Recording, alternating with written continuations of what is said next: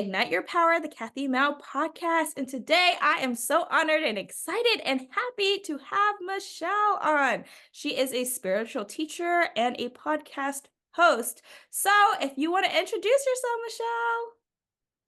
Hi, Kathy. Thank you for having me. Of course. It's so great to be here. I'm just excited to chat about all the spiritual things. Yes. So today I really wanted to tap into spirituality because I find that it's such a new topic. Well, I mean, spirituality has been around, but it's becoming more popular, more accepted in a sense. And I love talking about spirituality because I'm on my own spiritual journey.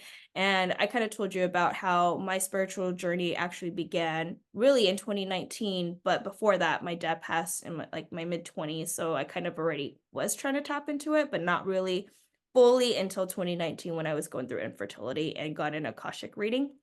And that changed my life because it gave me answers that I wanted about pregnancy. So, yeah, I would love for you to share about your spirituality journey and how you grew up too as a child. Were your family spiritual or not? Because for me, my family was not spiritual. We kind of just did it because of like Chinese traditions.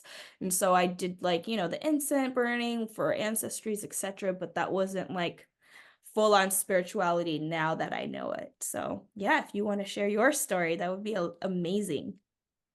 Yeah. My awakening happened in 2018, but honestly, I have always kind of been tapped in. Ever since I was a child, I always knew I was an old soul. I knew that there was more to this life. Like, I remember just always having deep, deep thoughts as a child about the universe, about the world.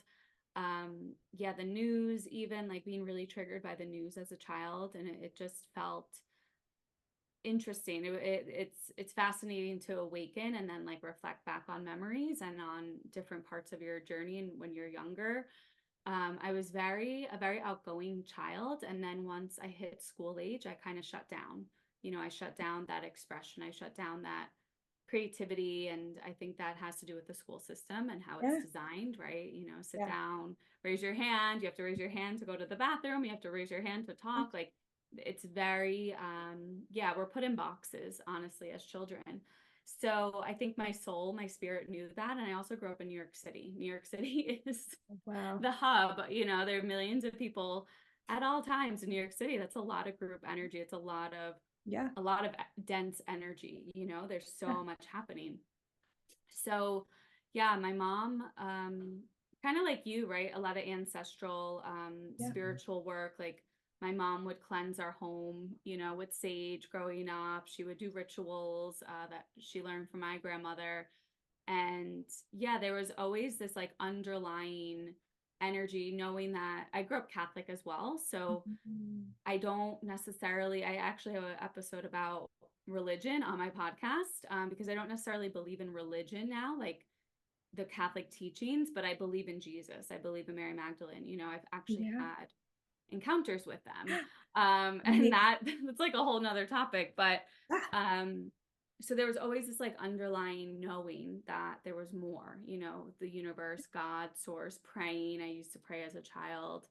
So yeah, and I had like paranormal experiences in my teens, like wow. seeing spirits, hearing spirits, just really sensitive. I was a very, very sensitive, empathic child. But growing up, if you don't have support or just that knowing, you kind of shut it down until you awaken. Yeah. And I had my awakening in 2018. I had just moved from New York City all my life to San Francisco, California, and Wow. was really sick. I was working as a speech therapist at a school, and I never got sick ever. And I was just exhausted all the time and just really run down. And eventually Reiki found me, the energy healing, and I received a session. And I knew after that session that one, my life was changing, and two, that I would then become a teacher of Reiki. And Wow. yeah, that like catalyzed into women's circles, into having Reiki students and clients, and starting my business. So it's been a wild journey since then. That's amazing. So you are a Reiki master or a Reiki teacher. Hmm. How cool. Can you Yeah. explain a little bit about what you do as a Reiki master or a Reiki teacher? Because, I'm sure a lot of listeners here are new to spirituality and these types of things. And, now I know what, Reiki is. It's like, energy healing, but a lot of people still, I don't think it's still really knows. Hmm.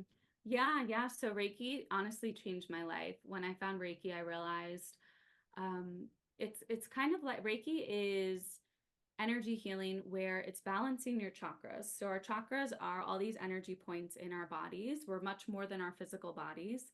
Before you awaken, you just think you're this physical body on earth, but we're an auric body, we're etheric body. We have so many different aspects of ourselves that we actually extend 6 feet in all directions, our Wow. auras.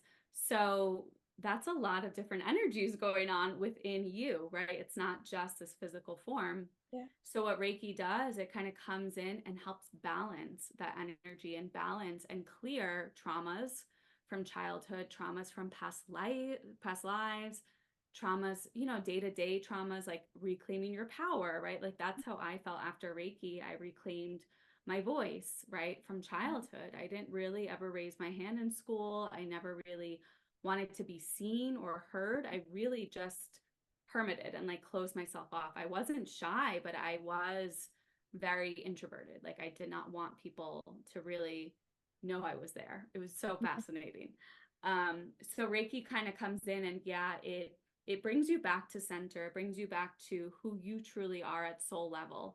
And it opens up all these channels that then also house your gifts, right? We all have gifts, we all have expression in this lifetime, and we're all meant to share. And Reiki kind of helps you find that purpose. It helps you find who you truly are and kind of uncover the layers of who you thought you were from childhood, who you thought you were from conditioning from mom, dad, parent, caregivers, anyone in your life, ex partners, right, friends, and it brings you back to that center. But at the very least, Reiki balances sleep. It's a stress reliever. It yeah, promotes like just emotional well-being, and yeah, it's an amazing tool.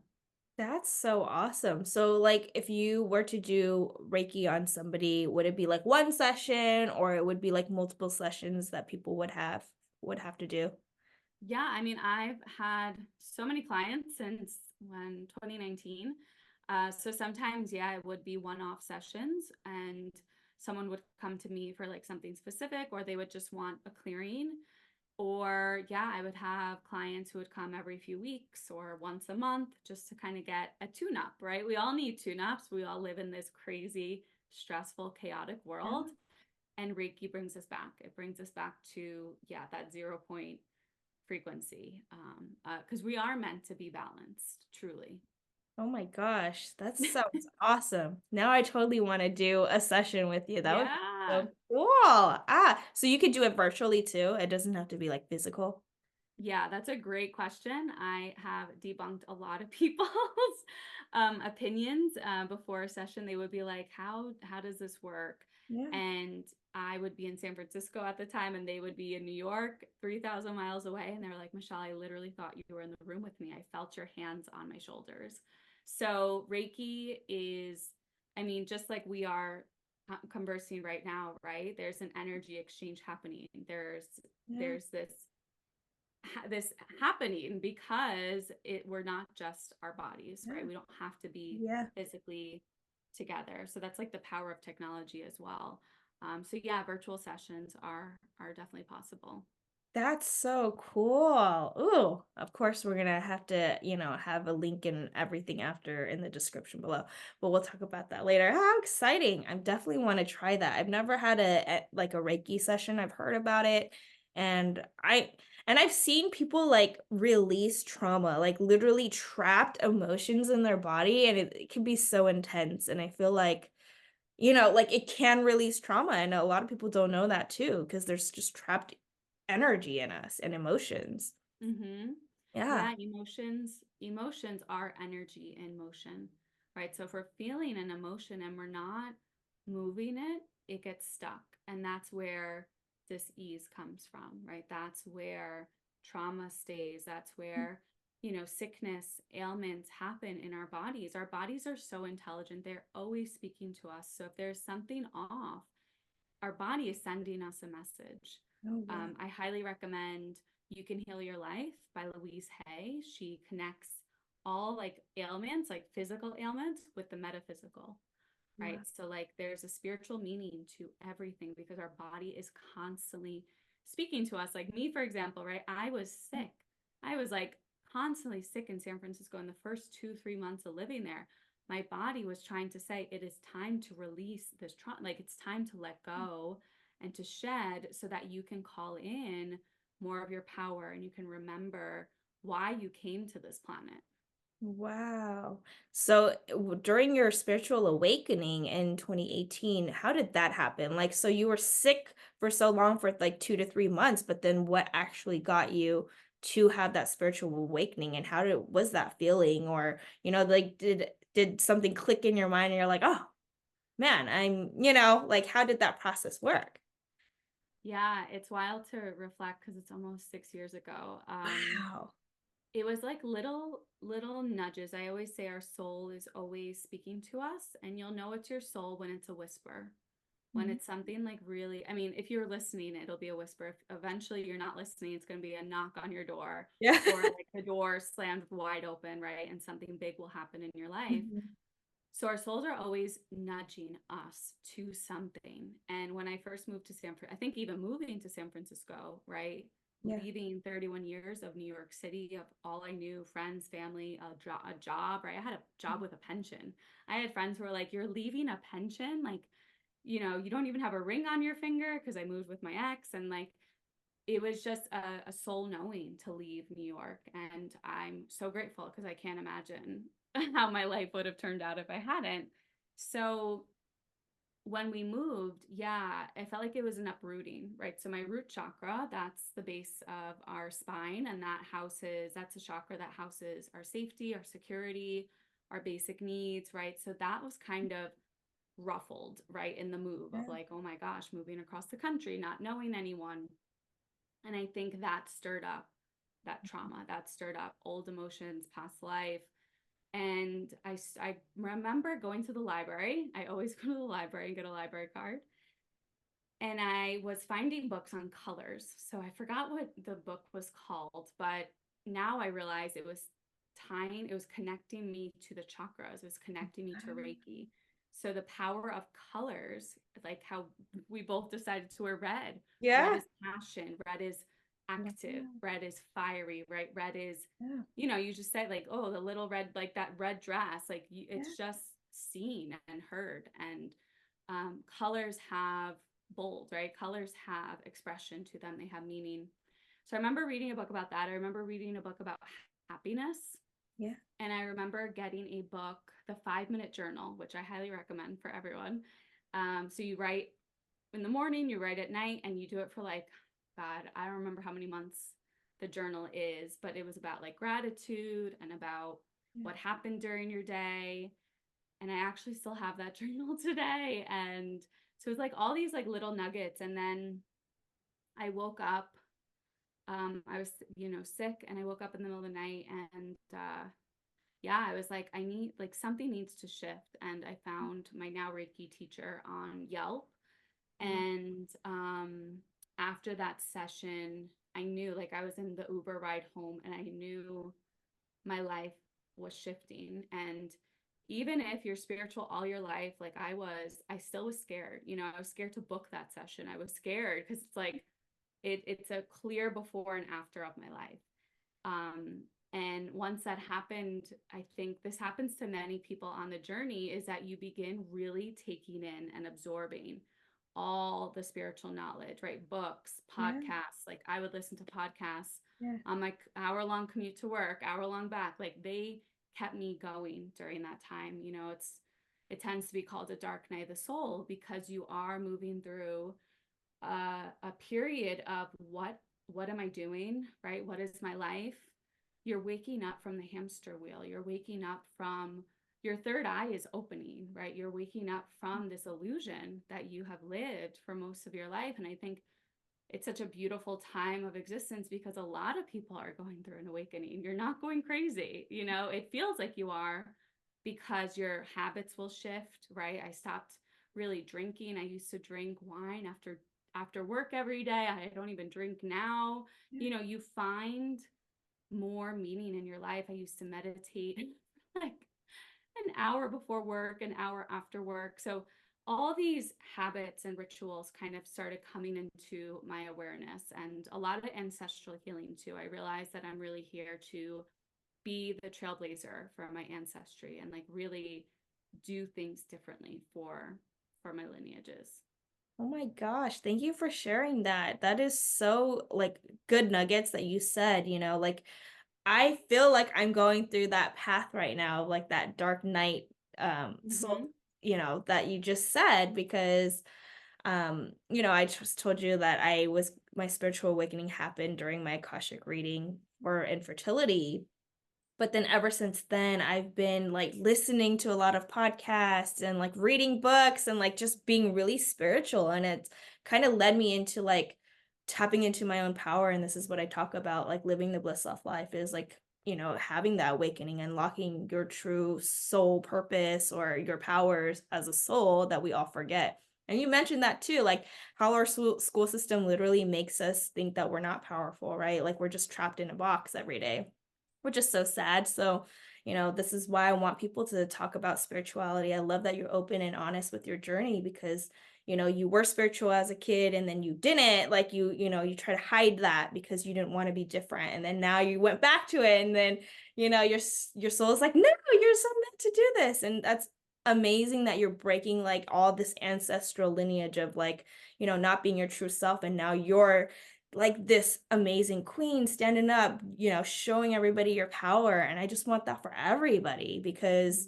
I'm through that journey too. And I want my daughter to Mm-hmm. learn and be like that too. So not she I kind of I feel that she's like the child that I never got to be as a kid. Like she's super Yeah. opinionated, super bossy, super outspoken. And I'm like, oh, I would have been like this probably if my parents were not, like super strict Asian parents. Like that's, if you could think of that, like that's how it was. So, she's the complete opposite. I let her be.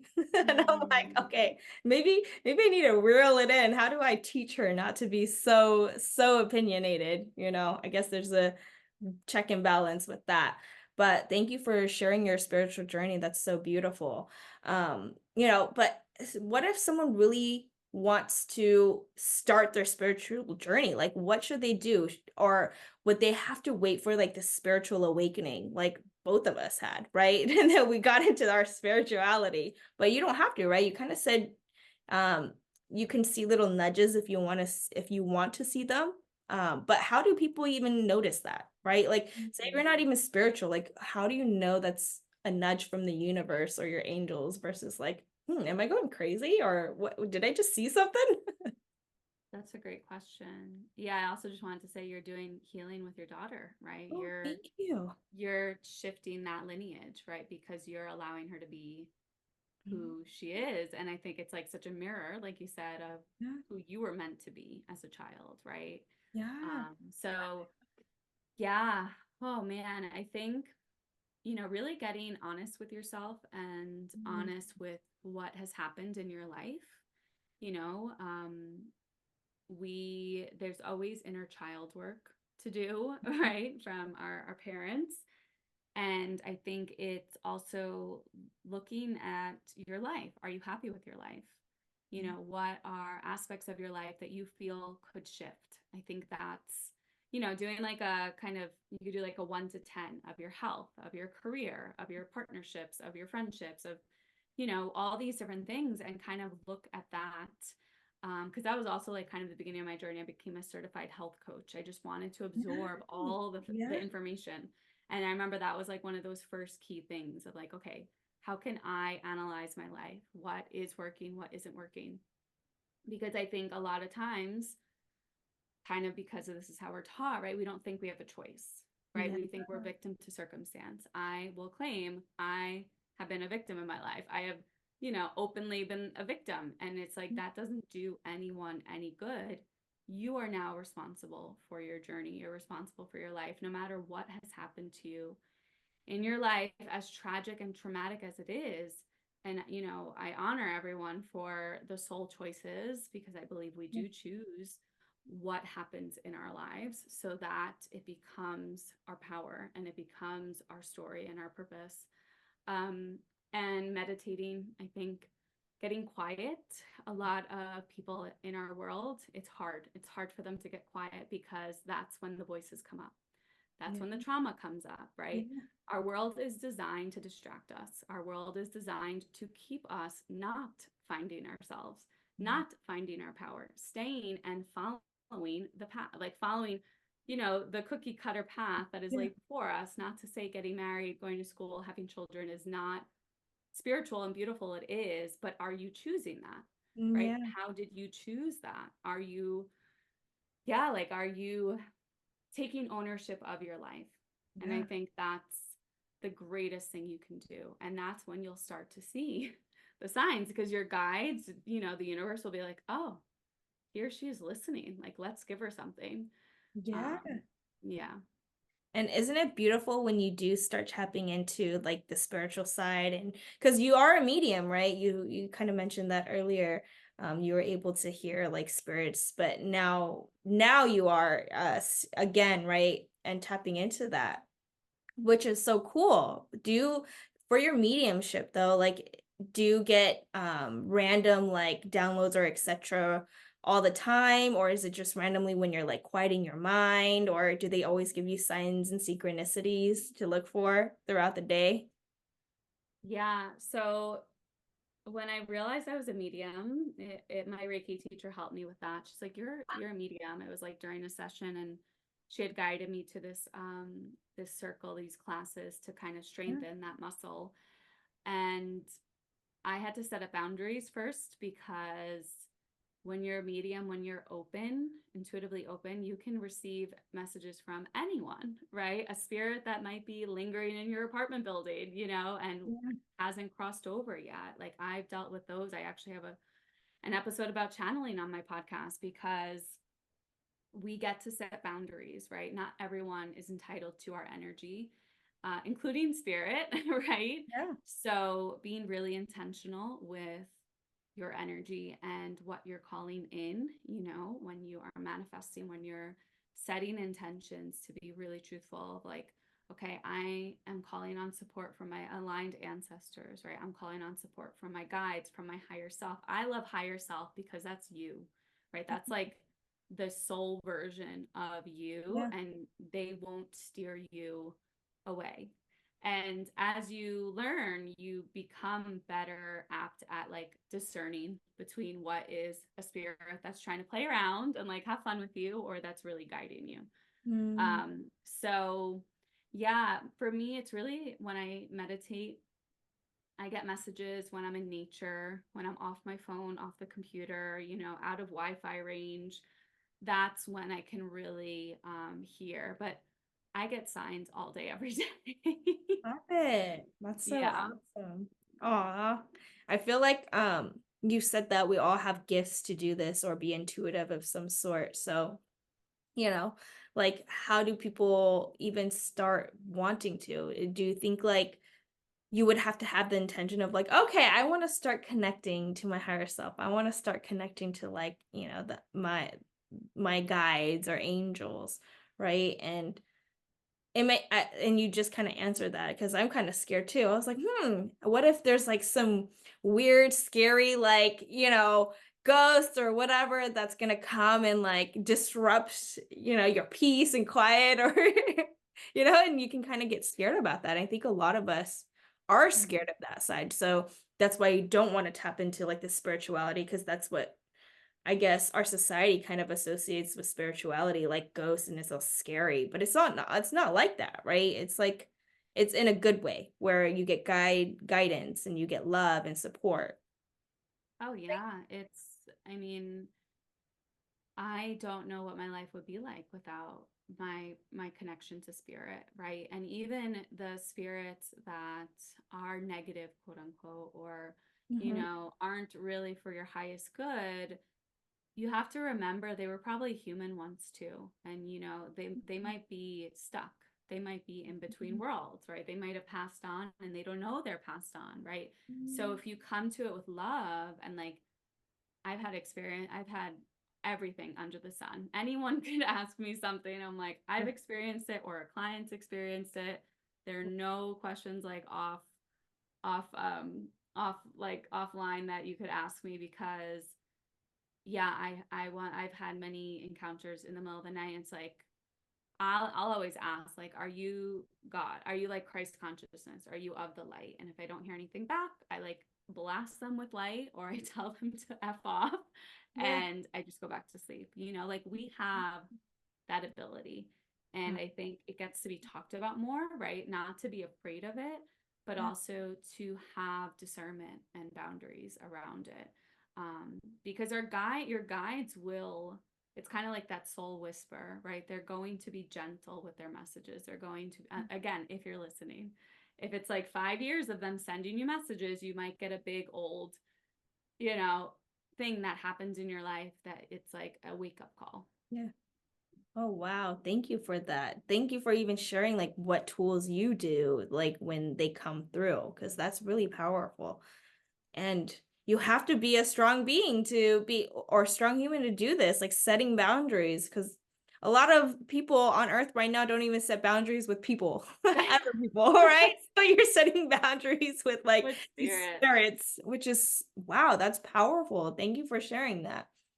And I kind of want to talk upon one thing before we kind of end is, what was one of the hardest times that you've been through? I know that, through women's health, etc. I always talk about this because I've been through it myself, but um, I went through a miscarriage during my IVF and infertility 8-hour stage in 2019. And I kind of like to talk about this when other people have been through it too. And I know a lot of women go through it. I think 1 in 4 women, right, go through miscarriages or some type of um just something like this. So, I know that you've been open and honest to talk about this journey. So how was that for you going through a miscarriage? Because it's something so hard, especially if you're going through infertility and you really want a child.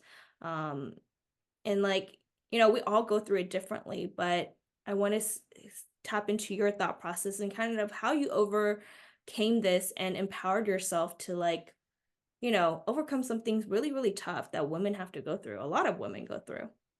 Hmm. Yeah, yeah. I would love to share about this. Yeah, it's Yep. definitely a taboo topic. And I think women feel ashamed. And I think that also stems from past lives, from the lifetimes we lived as witches, the lifetimes we lived as medicine women. Mhm. There's such a shame around our womb space, our sacral chakra, like which literally gives birth, right? Not just to children, but to ideas, creations. And I think that's why the divine feminine is rising right now, right? We're taking our power back. So the more we talk about these things, the more one, we give others permission to share their stories, but we also liberate ourselves. So, yeah, in December of last year, my partner and I decided to like start consciously conceiving. We created ceremony around it, and I'll talk about that probably in a podcast episode. Oh, I love I'll it. have him on the podcast. But we, yeah, created like a lot of ceremony around calling in our spirit babies because I also believe life gets to be a ceremony. We get to live life as a walking prayer as much as we can. And when you are calling in children, calling in what you desire of your children, the kind of life that they'll have, right? Speaking to spirit, hey, we're calling in babies that will love having a jungle life or love having, very conscious parents. Yeah. You can create that connection. Mhm. So we began, yeah, in December, and we actually got a spirit baby reading, and she was like, "Oh, I don't see you really conceiving till June." And I was like, "Okay." I like threw it out of my head. I was like, "Okay, that's fine. That's cool." And then Super Bowl Sunday, I was 4 days late and decided to take a test, and we were pregnant. And I was just like, Oh. "What? Like, this is crazy." But so wild because the second line was so light. Wow. And I actually took the test and I left it on my bathroom counter and I like cleaned. It was a Sunday. So I was like Mhm. cleaning and then I was like, oh, I should probably like check on that. It was only, I don't know, 20 minutes later, 30 minutes later. And I saw that faint line and there was still something that was like, what? Like, how can this be? You know, how is this real? Yeah. So I tell my partner, wind up telling my parents, tell my sister, and 4 days later, it's like the day after Valentine's Day, I start bleeding, and I'm really upset, and I'm in my late 30s, even though I'm a firm believer in again reclaiming. I have done a lot of work on my fertility. I've done a lot of work on my health and nutrients because as women, as everyone in this world, we're constantly bombarded by toxins in our Yeah. perfumes, making sure it's just this is just a PSA, but like everything in your house, make sure there's no fragrance in it. Fragrance is a hormone disruptor. And as women, that affects our hormones, that affects our ability to conceive, our ability to be fertile. So the last year, I've really been on that preconception journey. Yeah. Um, so getting pregnant so quickly after, consciously Yeah. bringing that in our awareness, I was like, whoa. So we were so excited. And yeah, then I started bleeding, and we actually went on a 1 year anniversary trip to Sedona where we met, and I was bleeding there. And I still was like, maybe it's just, I hear sometimes women bleed in the first trimester. So I Yeah. wasn't like fully convinced. I think I was holding on to Mm. that of like, oh my God, what if I can never get pregnant again? Just all these what ifs kind of came through. And when we got home, I took another test and it was negative. So I knew then, okay, like I get to sit with this. I'm a person that goes deep. I go very, very deep because I know if I don't go deep, it's gonna again create that dis-ease, right? That disconnection in my body if I don't face the emotions and honor them and alchemize them. So I really honored the baby. We created like a little altar for the baby, and we said like if you had to go, like there's a reason. If my body released you, there's a reason. My again, like I said before, our Right. bodies are so intelligent. Yeah. So something wasn't working, right? For me to miscarriage. Um, and it was hard. It was hard to then like tell my parents and tell my sister, like, we were only, I think it was 5 weeks. So yeah, it was difficult. It was something that, and I reached out for help, which I think is so important during those Yeah. times. Like I told many girlfriends, I really shared it. I even shared it on my stories on Instagram, like a month after when I had, processed most of it. Yeah. But yeah, it's a trust and surrender, right? It's a trust in if this isn't right for me, then it can't be right for the spirit baby either. Yeah. So yeah. Well, thank you for sharing that and being open and honest like through the whole time and how you felt. And I truly believe that, you will become a mom, and even if your journey takes you there, and do feel like you will ever become a mom and have that knowing, I feel like for me, once I got that Akashic reading, I got the knowing and I was like, okay, I meant to, even though I got a miscarriage, I got the Akashic reading before my miscarriage. So I was like, okay, it took me a month too to get over. I even posted it on Instagram, everything, which is so crazy. Our stories are so similar in that way. That's how we found healing. I'm sure that's how you found some healing too. And I just knew in my gut, I was like, I'm gonna get pregnant. I don't know how soon, but I just know it. Okay. Like, and then after the miscarriage, 2 months later, I got pregnant naturally. Mm, So I just know that, there's always good in it when you do heal, and then that the universe or the soul or whatever your higher realm will provide. And I believe that you believe that too, right?